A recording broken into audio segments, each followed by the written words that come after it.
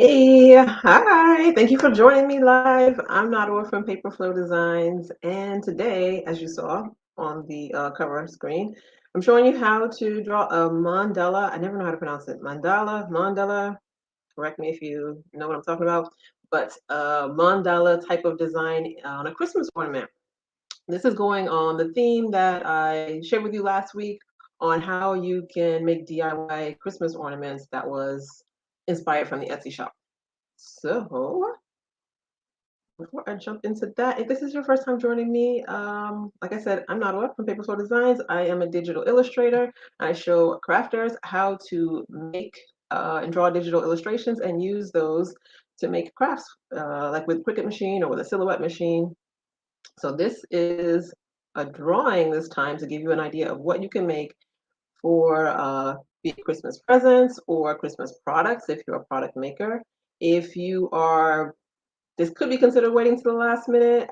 Maybe, maybe not. We're still in November, so you got time. You still got time, but you might be watching this later. And you might be thinking, okay, I want to make something, but I don't know what to do, and I kind of waited to the last minute. So I'm here to help you out with an idea for you on how to make this, yes, Mandela Christmas decoration idea. Let me share my screen with you. Show you what we're going to be doing. All right, before I do these, I like to make sketches, just like really quick sketches, nothing complicated, like loose hand sketch, just to give me an idea of what I'm going to draw. So this time, and it's really, when I say like it's not something complicated, it's just a sketch like that, just on a post-it note that you see.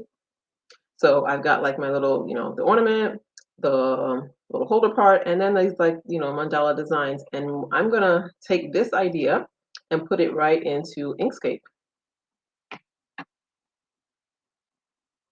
and make that a little bit bigger.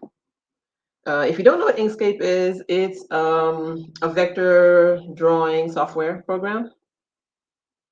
So this is what it looks like when you open it up. As you can see, there's like lots of things up there on the menu, but do not be intimidated. If you are new to using Inkscape, I do have an ebook that shows you all of the shortcuts because there are lots of menu things to use and lots of tools in Inkscape, as you can see, like going, up and down the vertical side and on the top, and it goes faster if you use shortcuts. If you know, and the shortcuts are like the keyboard shortcuts and the mouse shortcuts. So if you're interested in that, I should have a link in the description to show you where you can find that. All right, so let me, I feel like that might be in the way. Yeah, I'm not gonna put that there. I'm just gonna start. All right. So I've just opened up like a brand new screen on in Inkscape, and I'm just using the circle tool to make a regular circle. One thing to know is when you're using the shapes tools and things, if you're going to use them as cut files, you need to convert them to paths, um, just so that your cutting machine will recognize it. And here I open up the export menu. That's not what I want. I want the fill and stroke menu. So I'm going to use the shortcut. There we go. To open up the fill and stroke menu. I'm just going to try to use just the strokes on all of these things because I want something that's like an outline that's going to go with the theme that I showed you, like, here.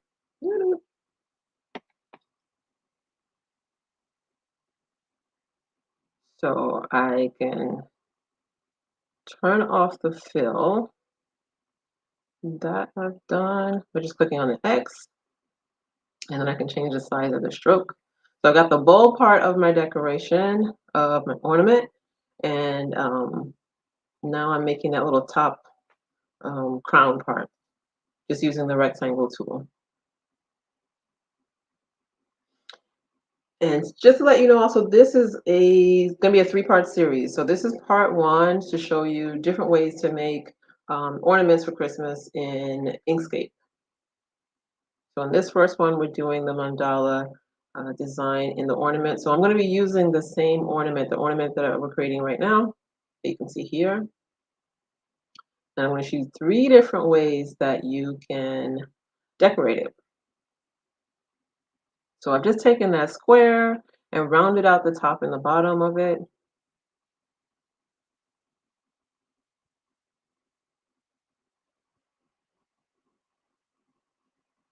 All right, and I'm gonna make like the little bottom edge of the little holder. I'm sure this probably has like a real name. I don't know. Well, you know what I mean. On top of the ornament, it's got that little goldish thingy.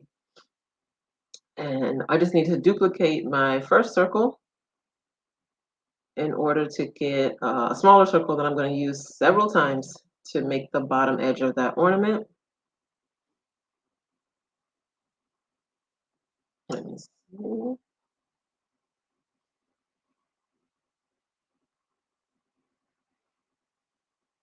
All right, and one little trick I'm going to share with you, because I love shortcuts in Inkscape. I like using the space bar to duplicate things as well. Like if I'm going to use the same shape over and over again, I can just use the space bar, which is what I'm doing right now. So now I've got, what is that? 1, 2, 3, 4, 5 little circles and the top of my ornament. And I'm putting the color back here because I want to combine them. To use the union tool to combine them all. So I just have one shape instead of having, what was that, like 6 shapes before? All right, so now I've got one shape and I can go back and take off the fill. I don't need that anymore. And yeah, so now I've got my stroke back on. And as you can see, I mean, you probably figured it out, the stroke is the outline, the fill is the inside.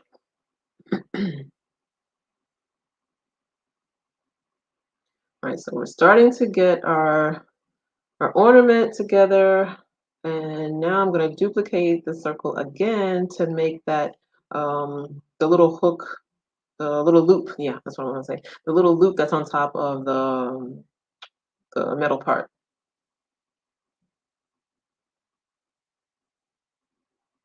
All right, so I'm going to just narrow in my circle.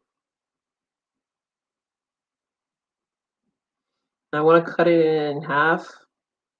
So I'm going to use a rectangle on top of the circle, and then I'm just going to select both of them. And I'm going to use the path tool to cut that in half. Once again, you don't see all of the tools I'm using just because, like I said, I use the shortcuts a lot. If you don't know the shortcuts, what I did do in the beginning, what you might do if you're a beginner as well, is you go up to the menu bar at the top and you click path, you scroll down and then look for the path that you want. That's fine, especially like if you're beginning and you don't know which ones to use, but it just takes a couple more seconds, sometimes a little bit more. And once you know the shortcuts, it's just like you're easy, you can just like bang it out. All right, so here I'm making the loop, and this is, remember, just from that circle. So I've double clicked to get the nodes, and I can pull out the nodes. I'm going to delete some of the extra ones that I don't need.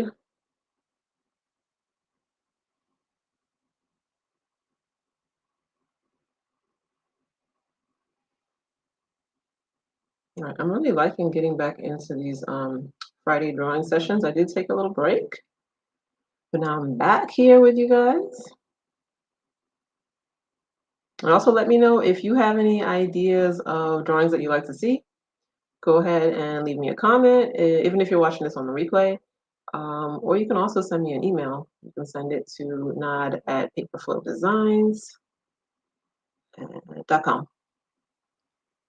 And I usually answer, not usually, I answer like 100% of all the emails that I get. If it doesn't go to spam, you're going to get a reply from me. All right, so I'm rounding this out. I'm just like nudging the nodes a little bit. I'm going to zoom in, zoom out.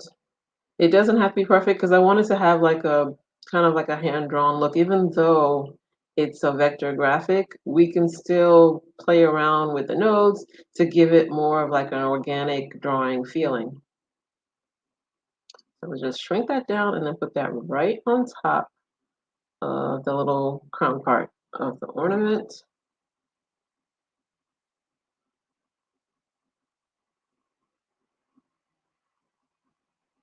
All right, I'm going to select both of them and then move that down onto the circle.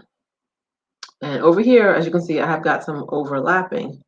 That's not a problem. I'm going to show you how I can get rid of that. And if the only reason why I want to get rid of it here is because I'm just using the strokes and not the fill. Like as you can see right now, I just filled it in. And if I'm just using the fill, then you don't see what's underneath it. But if you cut it out, um, on vinyl, you will have like that overlapping. And it's just a matter of preference. Some people don't mind the overlapping. It's up to you. But if you want to get rid of it and you want to have like clean edges, you can just um, duplicate the circle. As you see, I can, yes, duplicate the circle, select the crown, and then use Control minus so that you can get the difference of those two. And if you don't understand what I'm saying, just watch. I'm showing you right now. And the end result, oh, that is not what I wanted to do. That's okay. Sometimes we make mistakes, and I'll just hit Control Z, go back. So I've got my whole shape back again. I still have my circle. I still have the whole part of the crown. And there, now you see the edges that I'll zoom in here. And if I slide this away, you can see that has been cut out.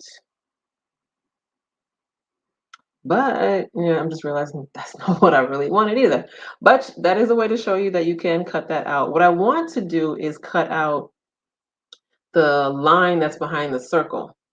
And just stick with me. I'm going to get there. We're going to get there.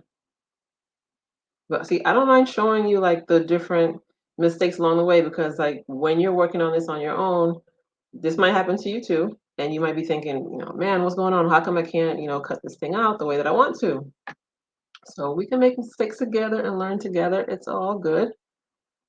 All right, so here, haha, that's what I wanted. So when you cut that on your cutting machine, you'll get like that nice clean cut. And now I can just select that top part of the circle, put that back. Another little trick if you want to select things that are on the bottom layers, if you hold down the Alt key and keep clicking, you can get down to the things that are below, underneath other objects. So I think I'm just going to move that away from it so you can see it clearly. Yeah. So you see the top part of that circle? That's what I don't need. So I can select that and delete it. It's gone. And then we can put it back. I'm just clicking on the snap node functions, so it'll snap that right back into place. All right, so it's nice and even. We got rid of that little extra top part of the circle that we didn't need on the ornament so that when you go and cut that in your cutting machine, you don't have extra pieces that you don't need. All right, take out the fill so I can just have the outline again. So now I've got my three major pieces of my ornament. Like I said to you, this is a three-part series, so I'm going to be showing you three different ways to decorate the ornament. But I'll still be using this base ornament. So we're just creating the base ornament today, and then on the next one of the series, it's going to be the same ornament, but we're just going to be decorating it in a different way.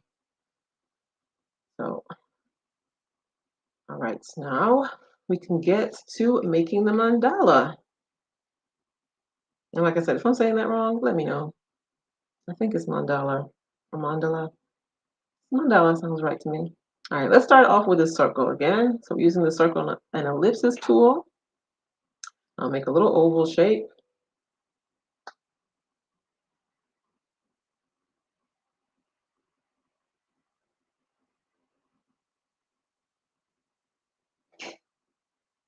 All right, if you are joining me for the first time, let me know if you followed along to any of the other videos where I showed you ideas from the Etsy house to make different crafts. So this was kind of like an idea that was on that last video when I talked about DIY ornaments. And so I figured, okay, let me keep going on with that theme. This is something that if you make this yourself, you can put this on that wood slice that I showed you from the other video. All right, so right here, I've just duplicated that shape. That's a little teardrop shape that I've made, just using the shortcuts. You can also copy and paste. That's also another option that works in Inkscape as well. So if you know how to do copy and paste like in Word and pretty much any other kind of document like that, that also works here in Inkscape. So I'm just duplicating that again and putting one on the inside. I just want to have like two different random shapes. And then I'm showing you another option here. You can also right click and get the menu to duplicate things too. So there's always different options. You don't only have to go with one thing. All right, so I have copied those, well, duplicated them, which is the same thing. And then I'm going to move that inside of the ornament. I'll double click to get the rotation handles and shrink that down.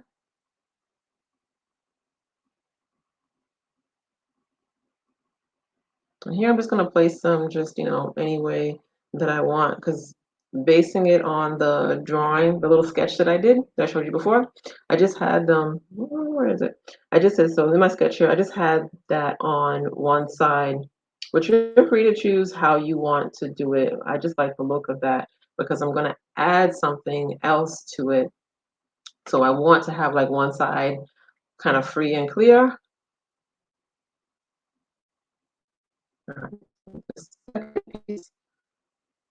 I'm just going to rotate that. So I double click to get the rotation handles and put that there. Duplicate that again and double click it and rotate it again. So I'm kind of making like a little flower type of pattern here. Or yeah, to me it's like a little flower type of pattern, like little petals. All right, and I'm showing you that that's another way that I can rotate and flip using those little arrows. So either I can double click on it to get the rotation handles and then rotate it from there, or those little yellow arrows will let me flip, rotate.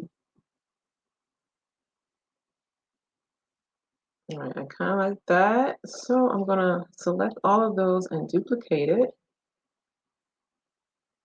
And then I can flip that over.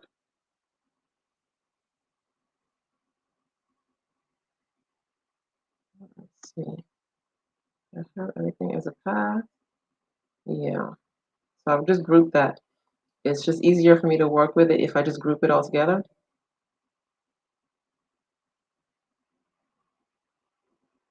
And I can rotate that and put it like a little bit towards the bottom here.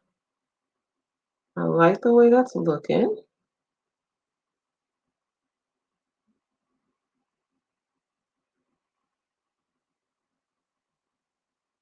So let me know what you think.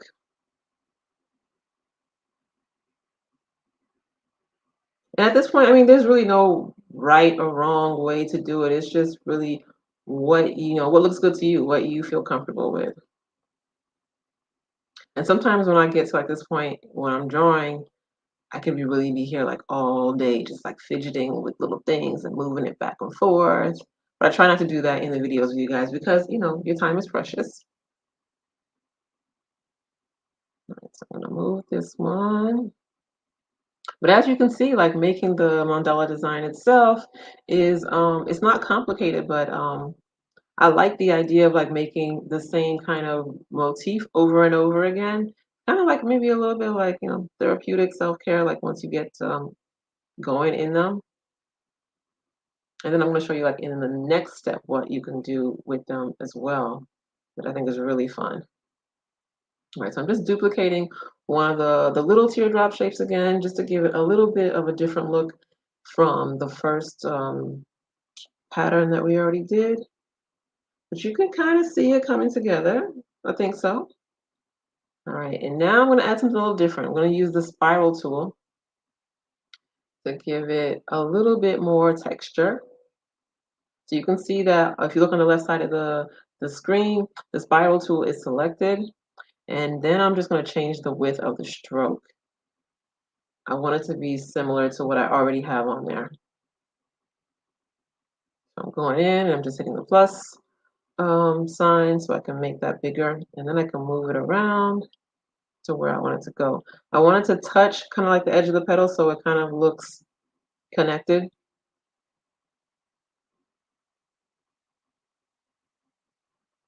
I can go back, select it, and duplicate it again. And then I'll move it here so that it's touching another one again.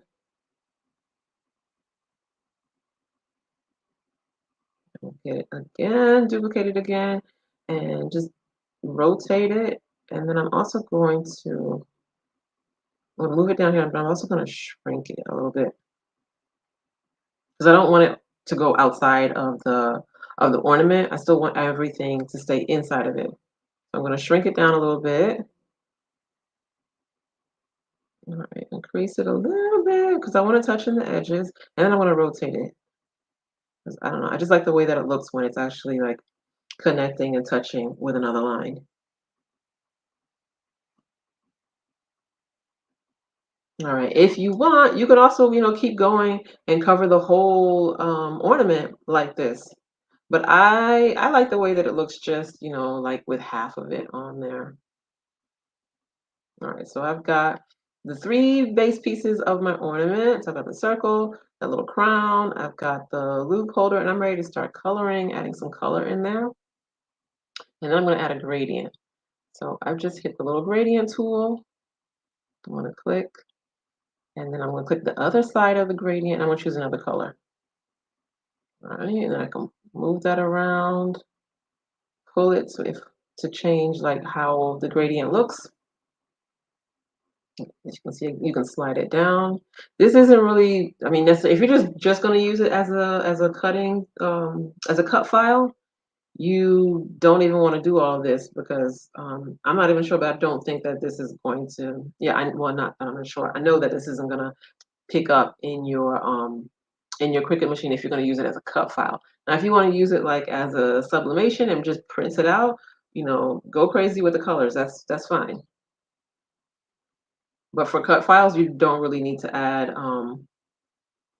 a gradient to it. You can add colors because the Cricut machine will pick up and put the different colored sections onto different layers.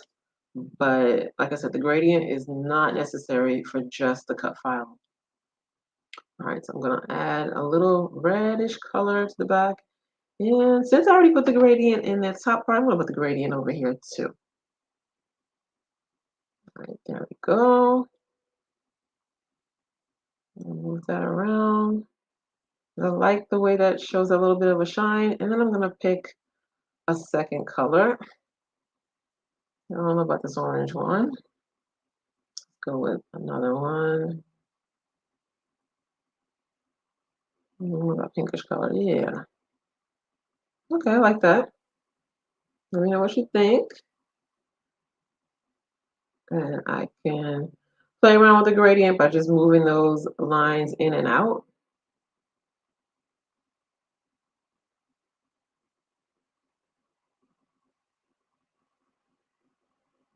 Okay, I'm happy with that.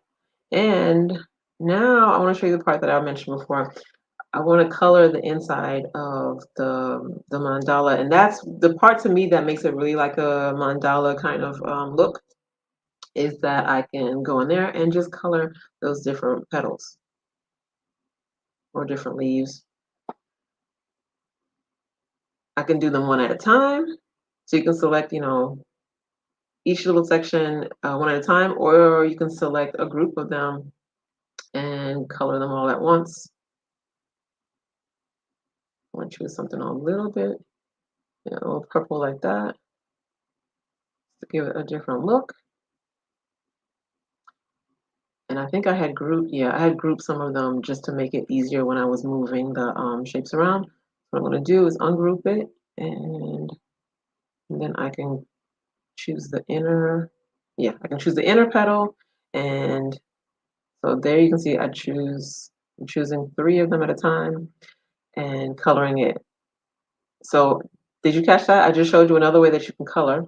So either you can go down to the menu bar to choose your color, or you can click on, you get the shortcut for the dropper, which is D, that's the letter D on your keyboard. And then the dropper tool will show up and you can choose any color that's on your screen.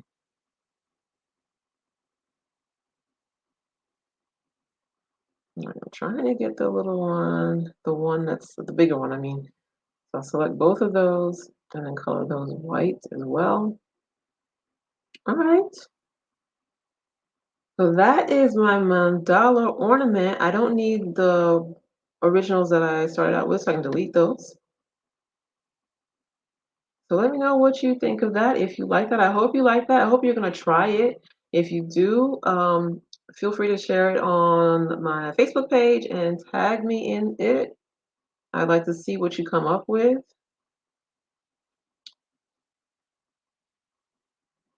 Let me show you. So this is the first in the three-part series that I mentioned. And next week, I'm going to have another design to show you that you can draw along with, or also watch the replay, because I don't know, drawing along is probably not that simple. I know I've tried to do that before. If you're interested in the shortcuts, I do have an ebook that shows you all the shortcuts in Inkscape. The ones that I just used right now to make this drawing. It's called Inkscape Ready Set Go, and there should be a link in the description box to get to this. So whether you use a PC or a Mac, it's got all of my favorite shortcuts in there for you. You can find that there. Let me go back to just me and you. All right, thank you so much for joining me. This is fun. I'm going to get back into the rhythm of doing these every Friday because, I mean, I do like to draw. I'm an illustrator, so of course, and I like showing you guys different things that you can draw as well. Some of these things have come from like ideas that you've given me. So keep coming with the ideas, keep them flowing. I'm doing this series because it is, you know, Christmas time, and I figure it should be like a theme that people are interested in right now. If you're interested in something else, feel free to let me know. Like I said, shout me out a comment down here, shout me out an email. I do come back and check the video comments and respond to those when I can. So once again, thank you for joining me. And if you're on my email list, you already got the emails, so you know you're here. If you're not, this is your first time you're joining me, you can go over to paperflowdesigns.com. That is PAPERFLO designs with an S, and sign up, and you will get the emails whenever I'm going live. Like today, you can come on here, ask questions, just chat with me. We can just interact. All right. I'll see you again next week. Have a good one. Have a good weekend. Bye.